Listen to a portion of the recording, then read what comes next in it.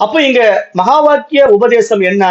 தத்துவம் அசி, நீ அதுவாகவே இருக்கின்றாய் அப்படின்னு வேதம் நமக்கு எடுத்து சொல்லுது.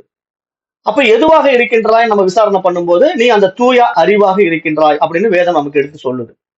அப்ப அந்த தூய அறிவு தான் நான் அப்படின்னு தெரிஞ்சுக்கிட்டா எனக்கு வேறாக இங்க படைக்கப்படுகின்ற விஷயங்கள் எதுவுமே உண்மை கிடையாது. எல்லாம் தோற்ற மாயை. அது நானே என்னில் படைத்து நானே அவைகளை நீக்கிக் கொள்கிறேன். ஆனால் அந்த மாதிரி படைத்து நீக்குவதற்கான அனுபவம் எனக்கு அவசியம் இல்லை. அது தேவையில்லாத ஒரு விஷயம். ஆனா அதை நான் அடைய வேண்டும், என்னை நான் பார்க்க வேண்டும் என்று நினைத்தால் நான் அந்த மாதிரி ஒண்ணு படைச்சு அனுபவம் ஆக்கலாம். வேண்டாம்னா அதை நான் விட்டுடலாம். அப்படி புரிஞ்சுக்கணும். அப்ப அந்த மாதிரி இங்க உண்மையிலே என்ன நடக்குதுன்னா, அறிவுக்கு எந்த அனுபவம் கிடையாது. அந்த அனுபவம் எல்லாம் அதனால் படைக்கப்பட்ட பிரதிபிம்பமாகிய மனிதருக்கு உண்டாகின்றதுனால அந்த மனம் தன்னுடைய உண்மை தன்மையை உணரும் போது அது தன்னுடைய தனித்துவத்தை இழந்து விட்டு அறிவாய் பிரகாசிக்க ஆரம்பிச்சிடுது. அங்க மனமற்ற நிலை உண்டாகி அங்க மனமே இல்லை, அறிவு தான் இருக்கிறதுங்கும் போது அங்க அனுபவமே கிடையாது. அந்த நிலை தான் நம்ம அடைய வேண்டிய நிலை. அப்ப அதற்கு இங்க என்ன சொல்ல வர்றாருன்னா, அந்த தொம்பத விசாரணை, அதாவது நீ அதுவாகவே இருக்கிறாய் என்ற அந்த ஒரு விஷயத்துக்குள்ள போய் தான் நீ இதை அனுபவமாக்க முடியும் அப்படின்னு சொல்லிட்டு அதற்கான 2 விஷயங்களை சொல்றாரு.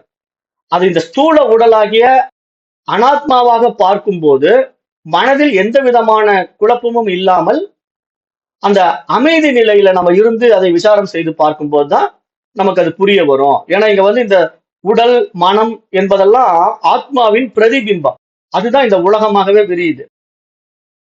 அப்ப இந்த பிரதிபிம்பம் தான் அது என்று நம்ம விசாரணை பண்ணி பார்த்தா, அப்ப இந்த பிரதிபிம்பத்துல என்னென்ன நம்ம பார்க்க முடியுமோ அத்தனையும் பார்க்கலாம்.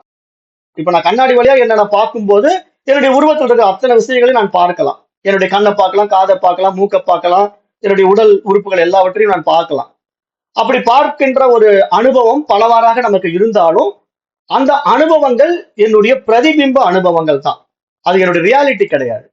அப்ப அந்த இடத்துல நம்ம தெளிவா நின்னுட்டோம்னா நமக்கு என்ன ஆகும்? உண்மையா இந்த உடலா நான், இந்த மனமா நான் என்று விசாரணை பண்ணி பார்க்கும்போது அப்ப இந்த உடலும் நான் அல்ல, இந்த மனமும் நான் அல்ல அப்படிங்கிற அந்த நேர்த்தி தத்துவத்துக்குள்ள நம்ம வந்துடுவோம்.